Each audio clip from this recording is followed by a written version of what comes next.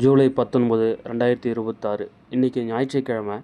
எப்போவுமே சுறுசுறுப்பாக இயங்கிட்டு இருக்கிற அண்ணா சாலை இன்றைக்கி ரொம்ப அமைதியாக இருந்தது.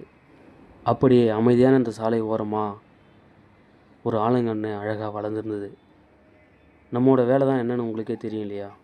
அதனால் இந்த ஆலங்கன்றை பக்குவமாக அழகாக வேரோட லாவகமாக பிடுங்கிட்டேன். பக்கத்திலே ஒரு பாலித்தீன் பை கிடச்சிது. அந்த பைக்குள்ளே கொஞ்சமாக ஈரமான மண்ணை நிரப்பி ஆலங்கன்னை அதுக்குள்ளே வச்சு எடுத்துக்கிட்டேன்.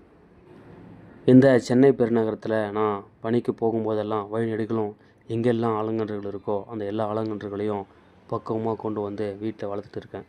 இது வரைக்கும் சுமார் 20க்கும் மேற்பட்ட ஆலங்கன்றுகளை அதே போல் பிடிங்கிட்டு இருப்பேன். ஏற்கனவே வீட்டில் கொஞ்சம் தேவையான மண் வச்சுருந்தேன். அந்த மண்ணு கூட எருவை எல்லாம் சேர்த்து மண்கலவை தயார் செஞ்சிட்டேன். எப்போவுமே சின்ன கவர் தான் பயன்படுத்துவேன். இந்த முறை செடி கொஞ்சம் பெருசாக இருக்கிறதால பெரிய கவரே பயன்படுத்த ஆரம்பிச்சிட்டேன்.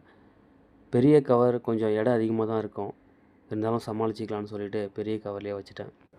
இது நான் வீட்டில் வளர்க்குற ஒரு அரசங்கன்று.